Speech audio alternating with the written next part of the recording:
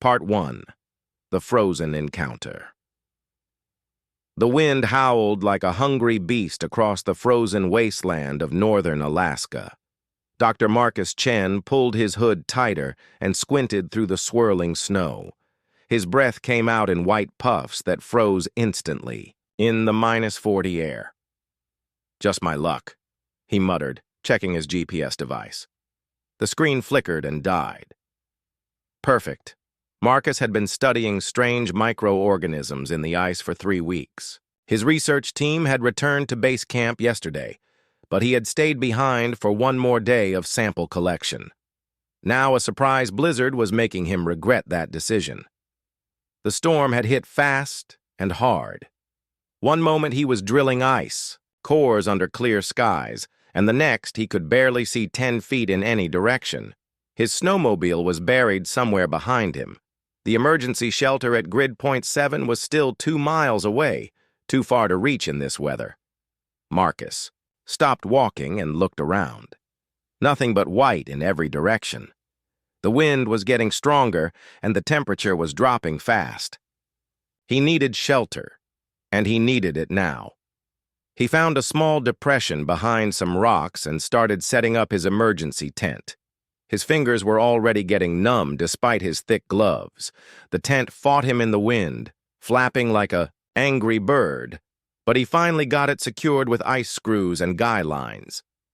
Inside the small orange tent, Marcus fired up his portable heater and checked his supplies. Enough food for 2 days, maybe 3 if he was careful. Water for 4 days. The heater had fuel for about 12 hours. His satellite phone was dead, probably fried by the cold. Could be worse, he told himself, though he wasn't sure how. Marcus was heating water for coffee when he heard something strange. Even through the howling wind, he could make out a different sound. Almost like crying? He unzipped the tent flap and peered out. The snow hit his face like tiny needles, but he thought he saw something dark against the white about 50 yards away. It wasn't moving. Marcus grabbed his headlamp and stepped into the storm. Fighting against the wind, he made his way toward the dark shape. As he got closer, his heart nearly stopped. It was a person, a young woman, curled up in the snow, like she was sleeping. But she wasn't wearing nearly enough clothes for this weather. Her jacket looked thin, and her pants seemed more suited for a spring day than an Arctic blizzard. "Hey!" Marcus shouted over the wind. "Hey, can you hear me?" The woman didn't respond. Marcus knelt down and gently shook her shoulder. She was still breathing, but barely. Her skin felt ice cold through her thin clothes, and it had a strange blue tint to it. Hypothermia, he realized. Advanced hypothermia. But there was something else strange about her. Her features looked almost human, but not quite right. Her ears were pointed, and her fingers seemed longer than they should be. Her hair was white as snow, but she looked young, maybe 20 years old. Marcus didn't have time to think about it. Whoever she was, wherever she came from, she was dying. He scooped her up in his arms. She was surprisingly light, like her. Bones were hollow. Fighting against the storm, Marcus carried her back to his tent. Inside, he laid her down on his sleeping bag and cranked the heater up to maximum. Her breathing was shallow, and her pulse was weak. "Come on," he whispered, rubbing her hands to try to get circulation going. "Don't die on me." Marcus had basic first aid training, but he'd never dealt with severe hypothermia before. He knew he needed to warm her up slowly. Too fast could cause cardiac arrest. He wrapped her in his spare blanket and positioned her near the heater, but not too close. The next hour he watched her carefully. Gradually, some color came back to her strange blue-tinted skin. Her breathing got stronger. Marcus made hot tea and tried to get small sips into her mouth. Finally, her eyes fluttered open. They were the palest blue Marcus had ever seen, almost silver. She looked at him with confusion and what might have been fear. "It's okay," Marcus said gently. "You're safe. I found you in the snow." The woman tried to sit up, but Marcus gently pushed her back down. "Easy. You were nearly frozen to death. You need to rest and get warm." She said something in a language Marcus didn't recognize. Her voice was soft, almost musical, but the words were completely foreign. She pointed at herself and said something. That sounded like Kira. "Kira?" Marcus repeated. "Is that your name?" She nodded, then pointed at him with a questioning look. "Marcus," he said, pointing at himself. "My name is Marcus." Kira tried to say his name, but it came out more like Marcus. Close enough. She looked around the tent with wide eyes, taking in the heater, his equipment, the orange fabric walls. She reached out and touched the heater, then jerked her hand back with what looked like surprise. Marcus frowned. The heater wasn't that hot, warm, but not enough to burn anyone. But Kira was staring at it like it was a dangerous animal. She said something urgent in her strange language, pointing at the heater and then at herself. Her expression looked worried, almost panicked. "I don't understand," Marcus said. "The heater? It's keeping us warm. You are freezing out there." Kira shook her head frantically. She pointed at the heater again, then made a gesture like she was wiping sweat from her forehead. But that didn't make sense. It was still well below zero in the tent, even with the heater running. Marcus checked the thermometer clipped to his jacket. -15 degrees Fahrenheit, cold enough to kill a normal person in minutes without proper protection. Yet Kira was acting like it was too hot. She tried to move away from the heater, but there wasn't much room in the small tent. Marcus watched her with growing confusion. She was sweating now, actually sweating in sub-zero temperatures. Her thin clothes were damp with perspiration. "That's impossible," Marcus muttered. "No human could sweat in this cold. The moisture would freeze instantly." Kira said something that sounded like a question. She pointed at Marcus, then at the heater, then made a gesture that might have meant comfortable or okay. Marcus nodded. "Yes, this feels fine to me. Normal, I guess." Kira's eyes went wide. She stared at him like he'd just told her he could fly. She reached out and touched his face with one long finger. Her touch was surprisingly warm. She said something in an amazed tone, touching his cheek, his hand, his arm. It was like she was examining some kind of miracle. Marcus felt increasingly uncomfortable under her intense stare. "Look," he said, "I don't know who you are or how you got out here, but we need to call for help. My radio is dead, but maybe we can fix it." Marcus reached for his damaged communication equipment. When he turned it on, nothing happened. He opened the case and saw that moisture had gotten into the electronics. The circuit board was corroded. "Damn," he said. "We're stuck here until the storm passes." He looked at his fuel gauge. The heater was burning through fuel fast. At this rate, he'd run out in about 8 hours. After that, the tent would get cold quickly. Cold enough to kill him.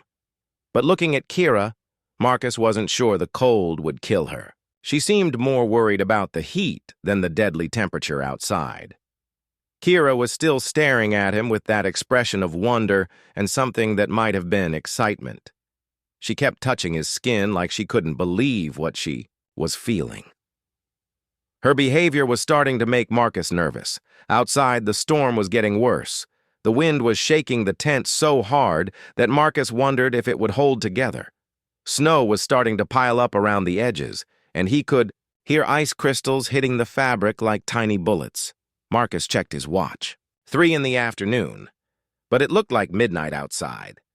The storm could last for hours or even days. He tried not to think about what would happen when the heater fuel ran out. Kira said something urgent and pointed outside. She made a gesture toward the sky, moving her hand in a circle. Marcus thought she might be asking about the storm. "Bad weather," he said, making his own gesture for wind and snow. "Very dangerous." But Kira shook her head. She pointed up again, more insistently this time. She said a word that sounded like ship or sheep. Then she held up her fingers. 5, then 10, then seemed to be indicating a very large number.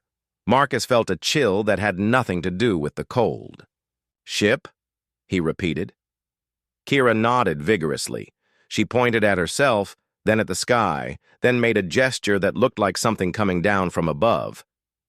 "You came from up there?" Marcus asked, pointing at the tent ceiling. Kira nodded again. She looked worried now, checking what looked like a device on her wrist. It was like nothing Marcus had ever seen, smooth, dark material that seemed to glow with its own light. The device made a soft beeping sound. Kira looked at it and her expression became alarmed. She said something quickly in her language, then tried to stand up. "Whoa, take it easy," Marcus said, steadying her. "You're still recovering." But Kira pushed his hands away. She was looking at her wrist device and talking rapidly in her musical language. The device was beeping faster now, and symbols were flashing across its surface. Marcus stared at her, his mind racing. A strange woman who could survive in deadly cold, wearing impossible technology, talking about ships in the sky. Either he was losing his mind from the cold and stress, or he had just made first contact with an alien being. The storm howled outside, and his heater continued to burn through its precious fuel. Whatever Kira was, wherever she came from, they were trapped together in a tiny tent in one of the most hostile places on Earth. Part 2. The uncomfortable truth: Kira's device was beeping faster now, like a countdown timer running out. She pressed something on its surface, and suddenly it projected a small hologram into the air. Marcus nearly fell backward in shock. The hologram showed numbers and symbols floating in blue light. Kira pointed at the symbols and spoke urgently in her language. She looked scared. "I don't understand," Marcus said, his voice shaky. "What is that thing?" Kira took a deep breath and closed her eyes for a moment. When she opened them, she spoke slowly and carefully.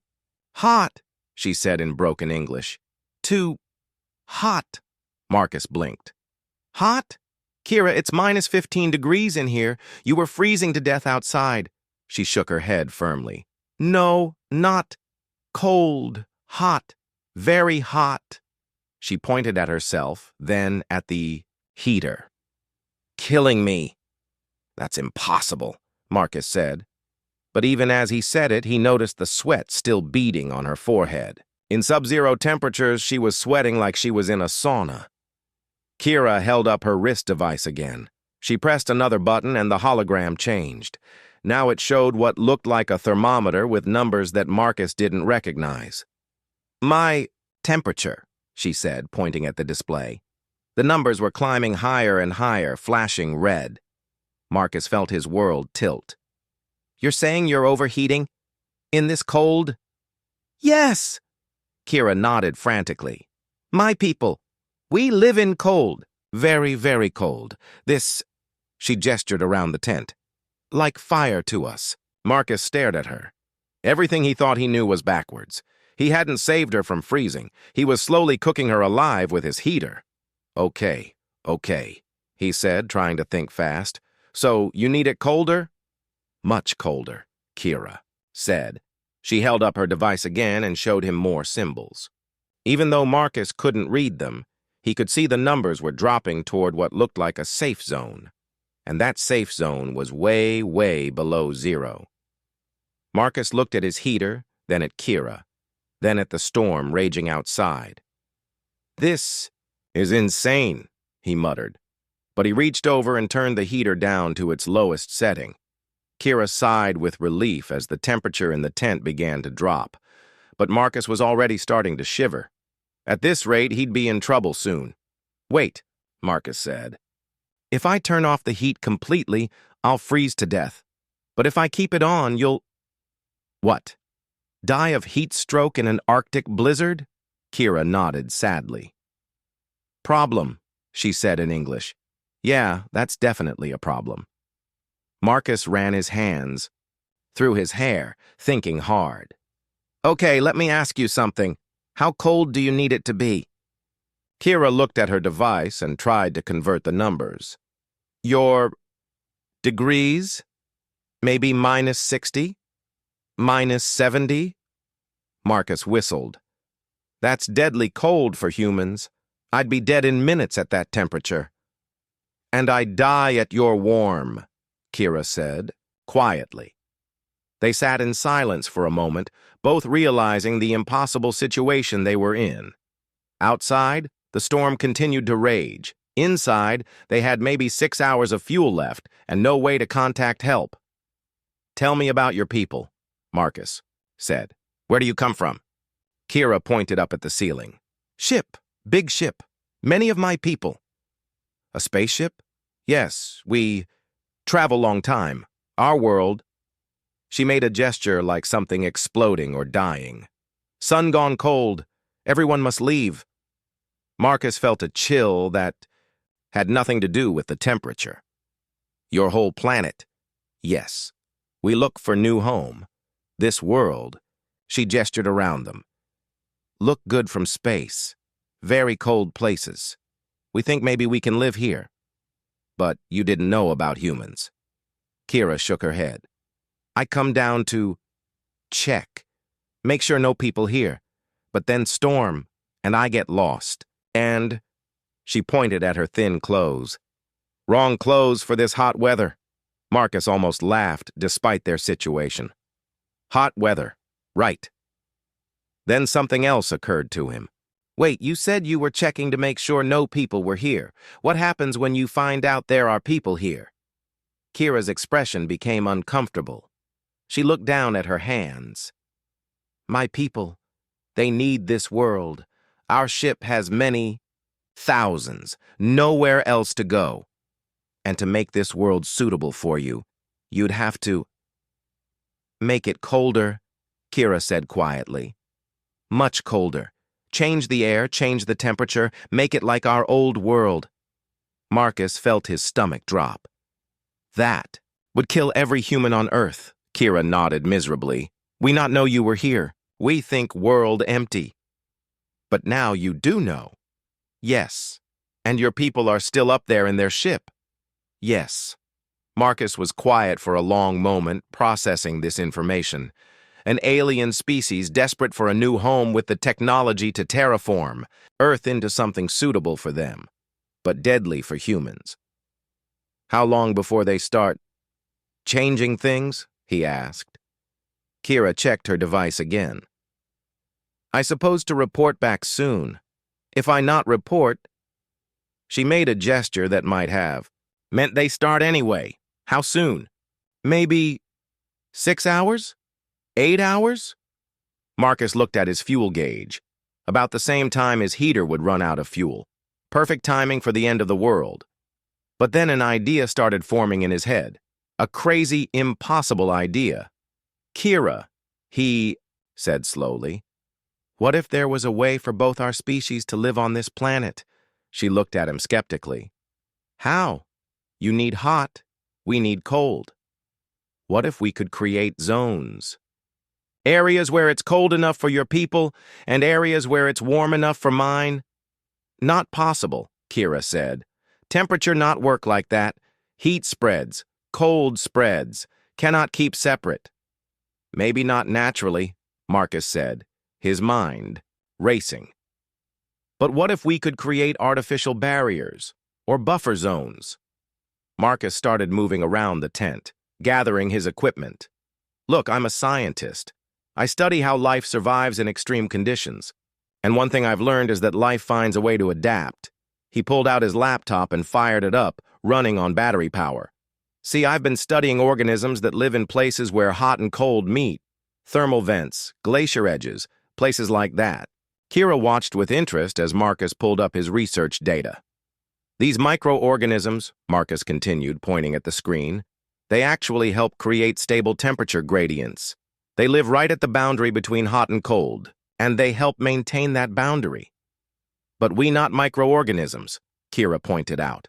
No, but maybe we could work the same way. Marcus was getting excited now, despite their dangerous situation.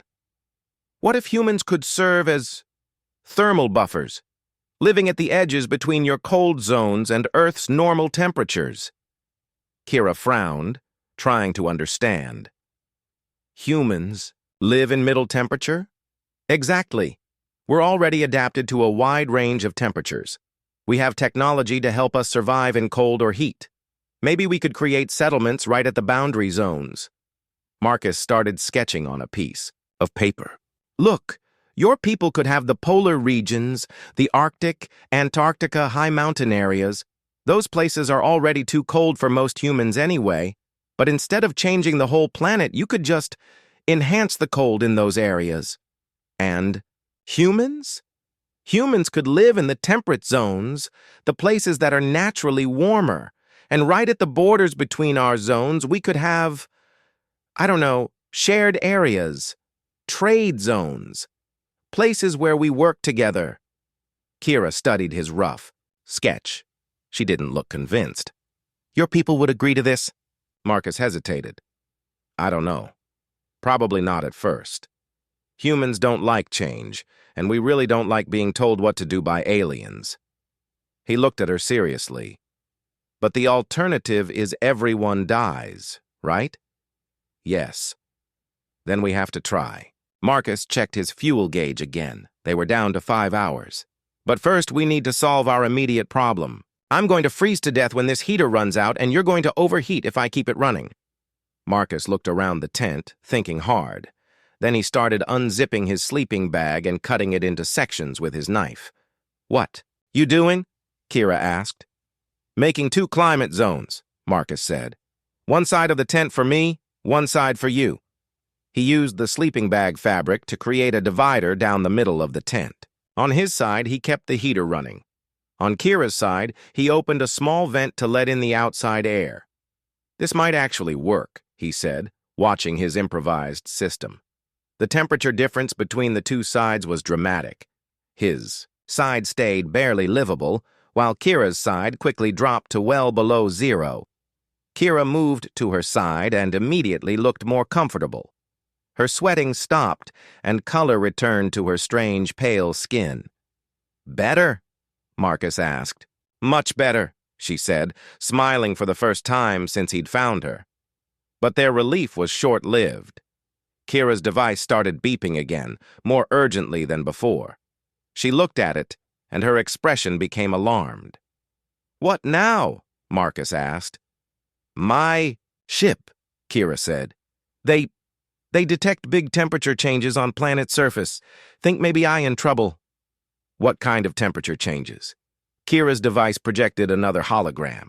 This one showed what looked like a map of Earth, with several areas flashing red. They start emergency terraform, Kira said quietly. Begin cooling process for rescue. Marcus stared at the hologram in horror. The red zones covered huge areas, most of Canada, northern Russia, parts of the northern United States. How long? He asked. Already starting, Kira said. Maybe 12 hours before major change, 24 hours before... She made a gesture that probably meant, everyone freezes to death. Marcus looked at his fuel gauge, then at Kira, then at the hologram, showing his planet being transformed into an ice world. Part 3. Impossible. Thermodynamics Marcus spread the broken pieces of his radio across his sleeping bag like a puzzle. Water damage had corroded most of the circuits, but maybe he could salvage something. He had to try. Tell me about your ship's communication system, he said while working. How do they talk to you? Kira held up her wrist device. This connects to ship, but only short messages, not for long talk. Can you tell them to stop the terraforming? I try. Kira pressed several buttons on her device. Symbols flashed across the holographic display. She spoke rapidly in her musical language for about a minute, then waited. The device beeped softly and displayed a response. Kira's face fell. What did they say? Marcus asked, though he could guess from her expression. They say emergency protocol already started. Cannot stop without direct order from ship leader. And leader will not talk until I come back to ship. Great. Marcus pried open a circuit board with his knife. So we need to get you back to your ship, and we need to contact Earth's governments, and we need to do both before everyone freezes to death. Yes. and we're stuck in a tent in the middle of Alaska with broken equipment. Yes. Marcus looked at the radio parts. Half the circuits were fried, and he didn't have the right tools for proper repairs. But humans had been fixing broken things. With whatever they had on hand for thousands of years, he started connecting wires, bypassing the damaged sections. The radio wasn't designed to work this way, but sometimes the best solutions came from ignoring how things were supposed to work. Your people, Marcus said while splicing wires. They must be really advanced technologically. Interstellar travel, terraforming, all that. Yes. Very advanced. So why couldn't they find a planet that was already cold enough for them? Kira was quiet for a moment. Many ships left our world. We all go different directions, look for new homes. This was closest. Planet with right atmosphere. Others might take many more years to find anything. Marcus nodded, understanding. They were refugees, desperate and running out of time. He couldn't blame them for jumping at the first possible solution, but he also couldn't let them accidentally commit genocide. Kira, he said, I want to try something. An experiment. What kind? Marcus set down the radio and looked at their improvised divider. The temperature difference between their two sides of the tent was extreme, but the divider itself was maintaining a stable boundary. In my research, I've found that certain conditions can create what we call thermal equilibrium. Places where hot and cold meet but stay stable, instead of just mixing together. I not understand. Watch this. Marcus grabbed his thermometer and moved it along the divider. See? On your side, it's -20. On my side, it's +20. But right here at the boundary, he held the thermometer directly against the fabric divider. It's exactly 0 degrees. Kira looked interested. So?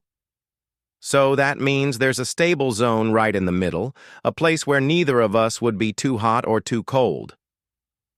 Marcus was getting excited again. What if we could make that zone bigger? Marcus started moving around the tent, checking temperatures at different points.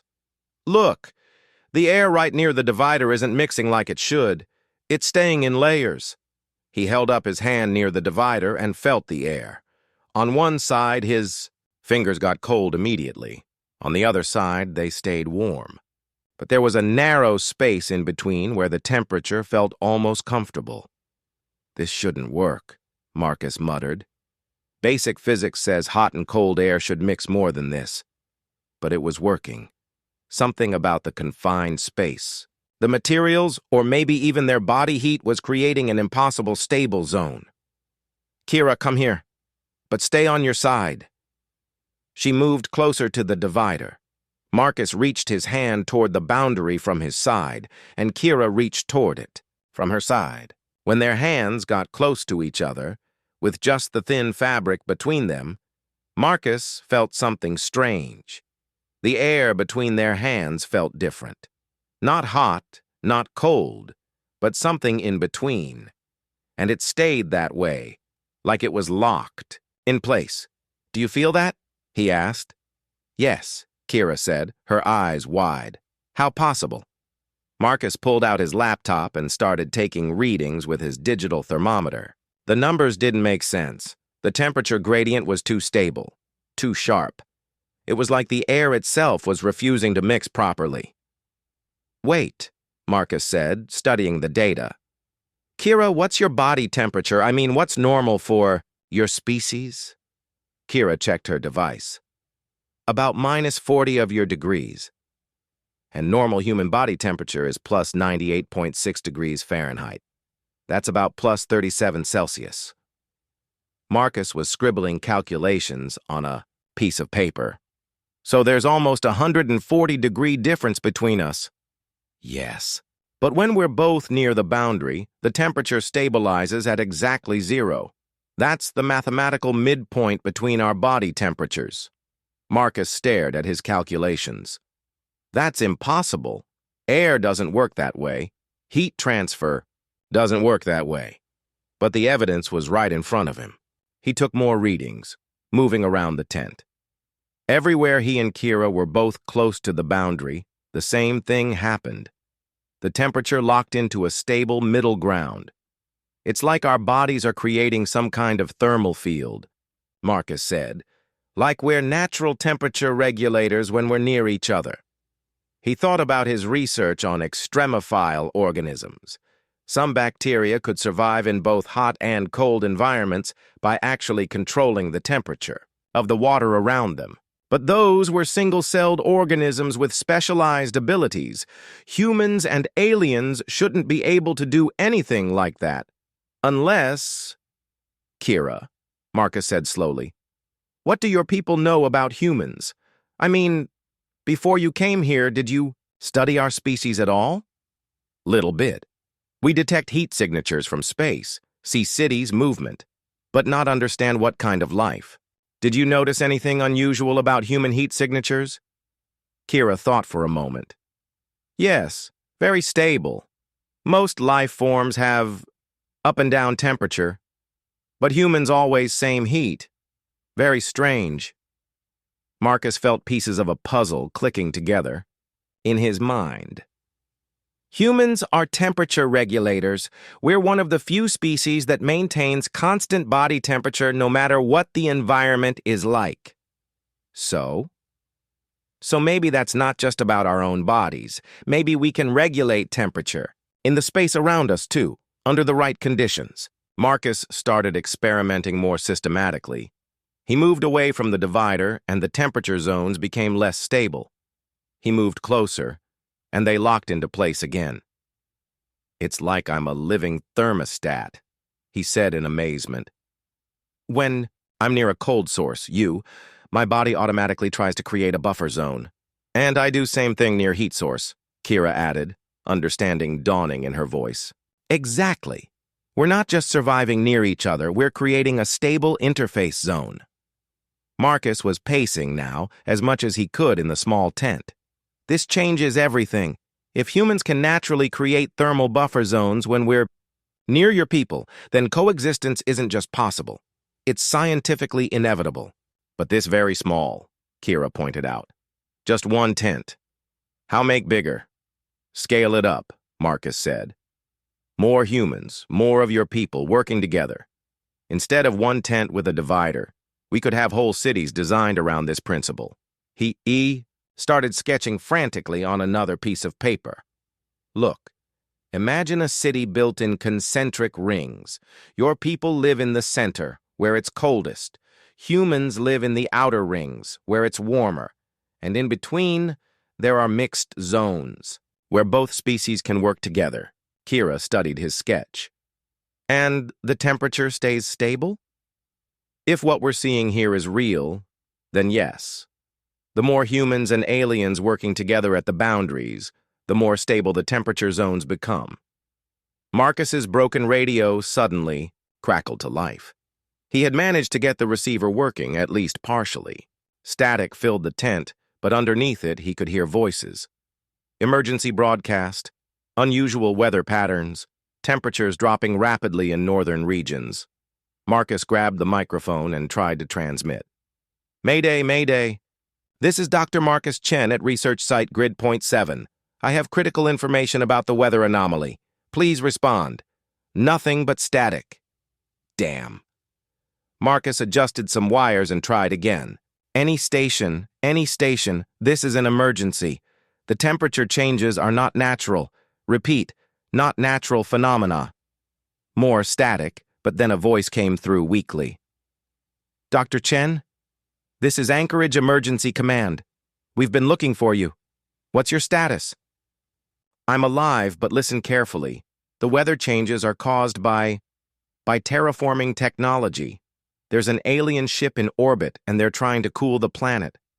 A long pause. Dr. Chen, please repeat your last transmission. I said there's an alien ship. The radio went dead. Marcus checked the connections, but the battery was finally dying. Kira's wrist device started beeping urgently again. She looked at it, and her face went pale. What now? Marcus asked. My ship. They detect I am not alone. They see 2 heat signatures in tent. Is that bad? They think maybe I captured by hostile life form. They send rescue ship. We'll be here in 2 hours. Marcus felt his stomach drop. Armed rescue ship? Yes. And when they see I'm human, they might think you dangerous. Might think all humans dangerous. Marcus looked at his dead radio, then at Kira's device. Part 4. The Diplomacy of Survival. The humming sound was getting louder. Marcus peered through the tent flap and saw lights in the sky, cutting through the clearing storm clouds.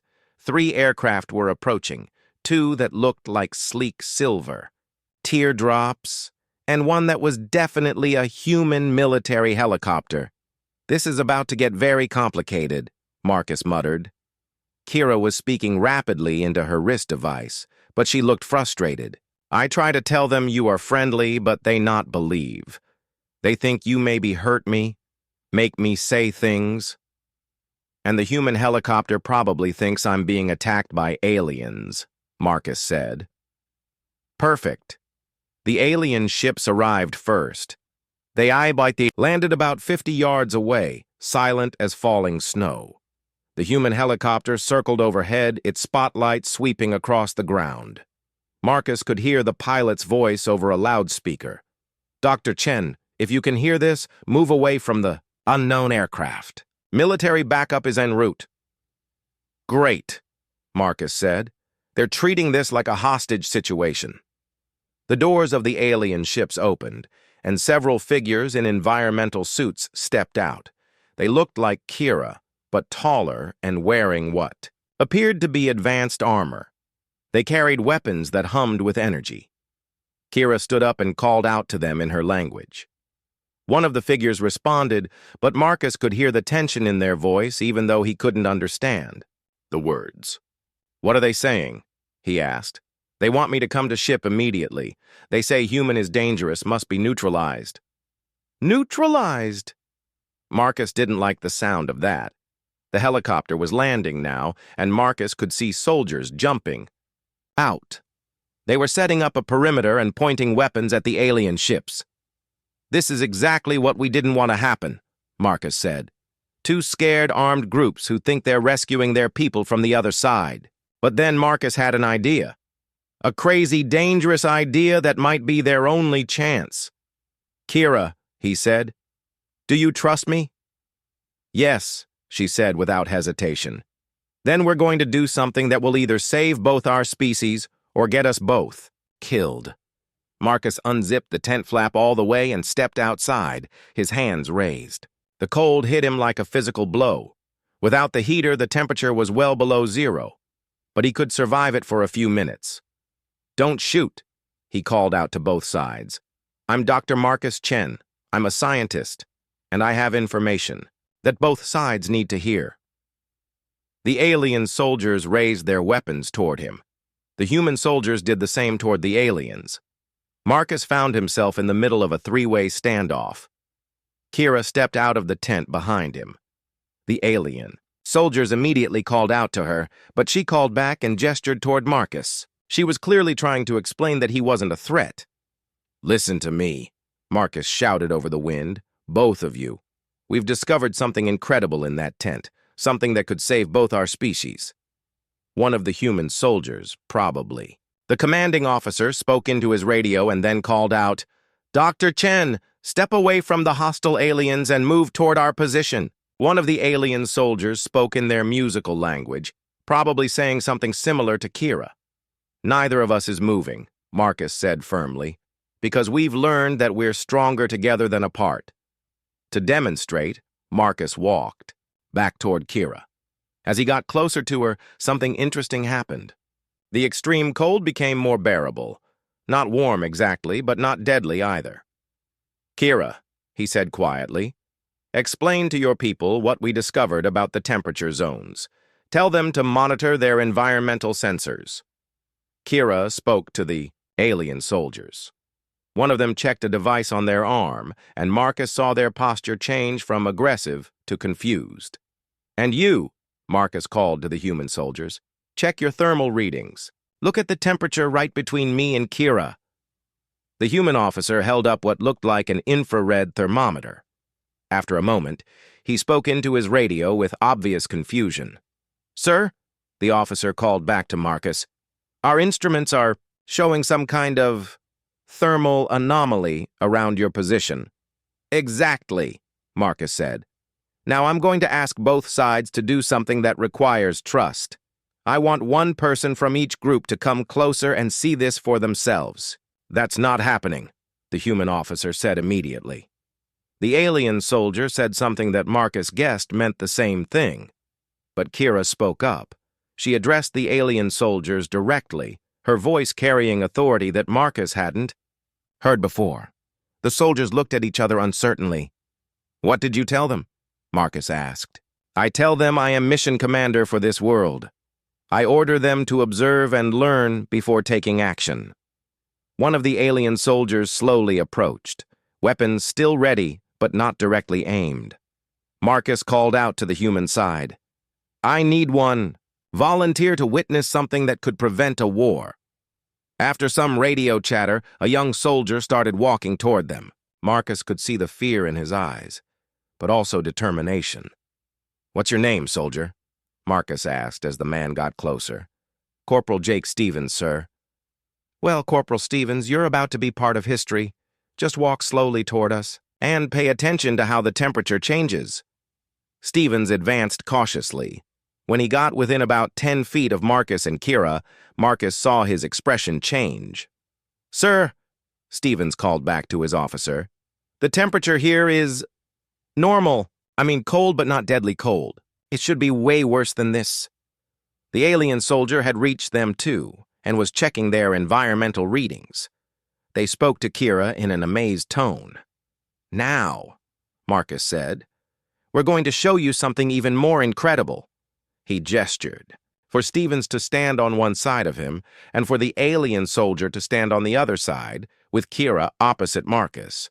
As they formed a rough circle, the temperature in the center stabilized even more. "Check your readings now," Marcus said. Both the human and alien soldiers checked their instruments. The alien spoke rapidly to their ship, while Stevens radioed his officer. "Sir, this is impossible," Stevens said. "The temperature in this zone is actually comfortable, like room temperature, but we're standing in a blizzard."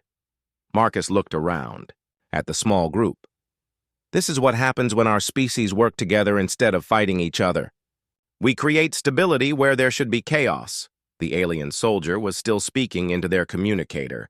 Suddenly, a new voice came from their ship, someone speaking English with a strong accent but clear pronunciation. "Human scientist," the voice said, "I am Commander Zara of the colony ship Frozen Dawn. My soldier reports impossible thermal readings. Explain." "Commander Zara," Marcus called back. "My name is Dr. Marcus Chen. Your scout Kira and I have discovered that our species have a unique biological compatibility. We can create stable thermal zones that allow both our peoples to survive together. This is not possible by known physics." "I know," Marcus said, "but we're living proof that it works. Your people need extreme cold to survive. My people need relative warmth. But when we work together, we can create stable zones where both are possible." The human officer was getting reports from his superiors through his radio. "Dr. Chen," he called out, "Command wants to know if you've been coerced into making these statements." "Negative," Marcus replied. "I'm here voluntarily, demonstrating a scientific discovery that could prevent a global catastrophe." Marcus turned to address both groups. "Right now, your terraforming process is already cooling large parts of Earth. In 20 hours, millions of humans will freeze to death. But it doesn't have to be that way." He gestured to the stable zone they had created. "We can share this planet. Your people can have the naturally cold regions, the poles, high mountains, places humans don't usually live anyway. Humans can keep the temperate zones. And in between, we can have shared areas like this one." "What about resource conflicts?" Commander Zara's voice asked. "Territory disputes? Your species is known to be aggressive. Stephen spoke up unexpectedly. Ma'am, with respect, we're not aggressive when we're not threatened. This scientist just convinced me to walk into what I thought was an alien trap, and now I'm standing here having the most peaceful conversation of my life. The alien soldier said something to Kira, who translated. They say the same thing. They came here expecting to fight, but now they feel calm. Marcus nodded. That's another effect of the thermal zones. They seem to have a stabilizing effect on emotions, too. Stress decreases, aggression decreases. How we know this not trick? Commander Zara asked. Because you can test it, Marcus said. Bring more of your people down. Have my people send more representatives. Try it on a larger scale. The human officer was getting more radio traffic. Dr. Chen, I'm getting reports of similar temperature anomalies near other human settlements that are close to the terraforming zones. Stable thermal gradients that don't make scientific sense. Marcus felt a thrill of excitement. It's already happening naturally. Wherever your terraforming zones meet human populations, these buffer zones are forming automatically. Impossible, Commander Zara said. Then come down and see for yourself, Marcus challenged. Bring your environmental scientists. Let them work with human scientists. Study this phenomenon properly. There was a long pause. Marcus could see more lights in the sky, more aircraft approaching from both sides. This was either going to become a massive scientific collaboration or a three-way battle. Finally, Commander Zara's. Part 5. The Sanctuary Solution. 6 months later, Marcus stood on the observation deck of New Haven Station, watching the most incredible sight he had ever seen. Below him stretched a city unlike any other in human history. The center of the city was a crystalline structure that gleamed like ice, where Kira's people lived in their preferred sub-zero temperatures. Around that core, ring after ring of buildings housed humans, each ring slightly warmer than the last.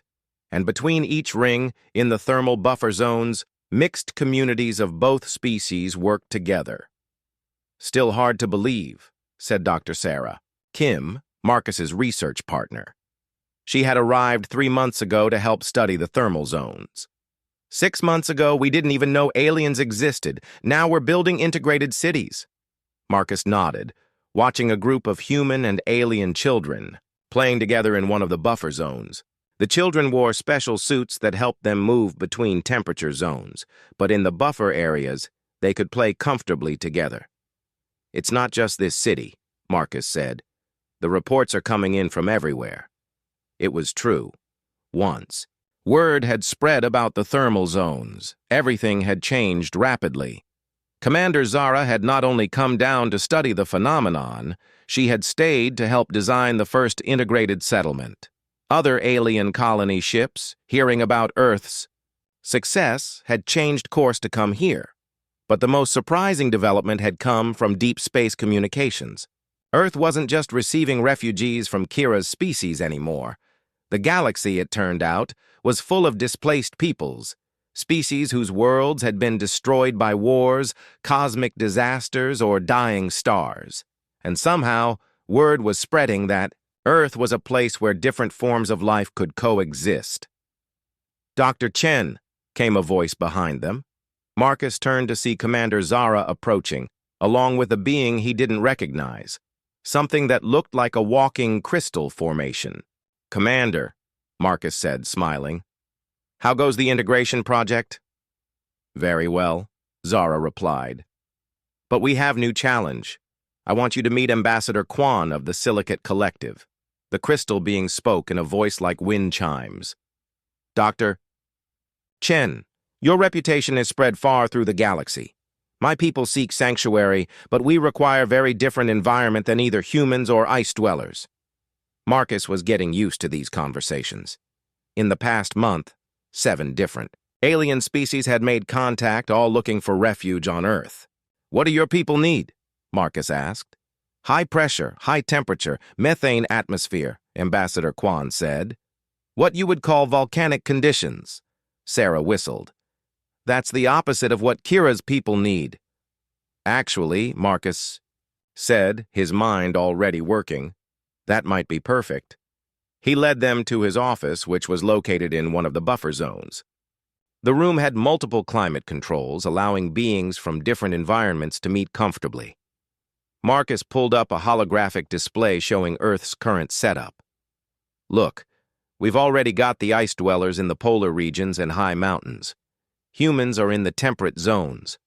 What if we put your people in the deep volcanic regions, ocean thermal vents, volcanic islands, places like that? But how would species interact? Ambassador Quan asked. Our environments are completely incompatible. The same way they always have, Marcus said, gesturing to the thermal zone outside his window. Humans serve as the bridge. Over the following weeks, Marcus found himself coordinating the most complex settlement project in history. The Silicate Collective settled near underwater thermal vents, building crystalline cities that could withstand enormous pressure and heat. Ocean-dwelling species took over the deep seas. Gas giant refugees established floating cities in the upper atmosphere. And everywhere, humans served as the connecting tissue between incompatible environments. Marcus's original tent experiment had grown into a whole new science. Human settlements were strategically placed to create buffer zones between every type of alien environment. Humans, it turned out, were uniquely adapted to serve as environmental mediators. It's incredible, Marcus said to Kira one evening as they walked through Central Buffer Plaza, the heart of New Haven. Around them, dozens of different species moved through carefully controlled microenvironments. We went from one tent to a whole new type of civilization in less than a year. Not just here, Kira reminded him. Reports from other worlds, too. That was the most amazing development of all. Other planets had started experimenting with the Earth model, using one adaptable species to create interfaces between different environmental needs. Several worlds were now successfully hosting multiple refugee species. They stopped at a memorial wall where the names of the first people to make contact were displayed. Humans and aliens who had chosen cooperation over conflict. Marcus's and Kira's names were at the top, along with Corporal Stevens and the alien soldier from that first day. Dr. Chen, came an urgent voice. Marcus turned to see Dr. Kim running toward them. We're getting distress signals. Multiple ships, different species. They're all heading here. Marcus felt a familiar mix of excitement and concern. How many? At least 12 different species. Some we've never heard of before. But Marcus, Sarah paused. Some of these species are traditionally enemies of each other. If they all arrive at the same time, Marcus looked at Kira, then at the thriving mixed community around them. Then we'll do what we always do. We'll find a way to make it work. 3 days later, Marcus stood in the newly completed Global Coordination Center, watching displays that showed incoming ships from across the galaxy. Each species had different environmental needs, different technologies, different cultures. Some were peaceful refugees, others were warrior races forced from their homes. A few were energy beings that didn't even have physical bodies. This is impossible, said General Patterson, the human military coordinator. We can't house all these different species on one planet. The logistics alone. 6 months ago, you said the same thing about housing one alien species, Marcus reminded him. Now we have 15 different species living peacefully on Earth. But these new arrivals, some of them have been at war with each other for centuries. The Plasma Collective and the Void Hunters have been enemies for over 1,000 years. Then, it's time for them to learn a new way, Marcus said firmly. As the first of the new ships entered Earth's atmosphere, Marcus felt the weight of responsibility. Earth had become known throughout the galaxy as the sanctuary world, the one place where any species could find refuge. But with that reputation came enormous challenges. The Plasma Collective's ship landed in a specially prepared volcanic zone, while the Void Hunter's vessel took position in deep space, their energy-based forms unable to tolerate planetary environments. Traditionally, these two species would have started fighting immediately. Instead, Marcus had arranged for them to meet in a human-mediated environment, a space station positioned in Earth's upper atmosphere, staffed entirely by human diplomats, trained in thermal zone principles. The buffer zone effect works in space too, Marcus explained to the assembled ambassadors via hologram. Human presence creates stability not just in temperature, but in social dynamics. The meeting was tense. At first, the Plasma Collective's representative was literally made of living fire, while the Void Hunter ambassador was a shifting cloud of dark energy. They had been at war so long that they barely remembered why they started fighting. But as the hours passed in the human-mediated environment, something remarkable happened. The ancient enemies began to listen to each other. They started sharing stories of loss, of planets destroyed, of peoples scattered across the galaxy. "Your sanctuary world," the Plasma Collective ambassador said to Marcus, "has done something we thought impossible. You have made peace between species that have forgotten how to coexist." Marcus looked around the station at the growing assembly of alien diplomats. Representatives from over 30 species now, all working together to establish new settlements on Earth and other worlds. "We didn't make peace," Marcus said. "We just provided the space for peace to happen. Humans aren't special because we're stronger or smarter than anyone else. We're special because we're adaptable enough to help everyone else find common ground." 1 year after Marcus had found Kira in the snow, the Galactic Refugee Council officially designated Earth as the first sanctuary world. The planet's human population had voted unanimously to accept the responsibility, despite the enormous changes it brought to their world. Marcus stood once again on the observation deck of New Haven Station, but now he wasn't looking down at one integrated city. The entire planet had become a patchwork of different environments, each hosting different species, all connected by human buffer zones. Kira joined him at the railing. She wore a temperature suit that allowed her to visit the human zones comfortably, just as Marcus had a cold suit for visiting her people's areas. "Any regrets?" she asked. Marcus looked out at the impossible sight, a planet that hosted over 40 different species, from ice dwellers to fire beings to energy-based life forms. Ships from across the galaxy arrived daily, bringing more refugees seeking sanctuary. In the distance, he could see children from a dozen different species playing together in the buffer zones, their laughter carrying across the plaza in a dozen. "Different languages, not one," Marcus said. "Humans always."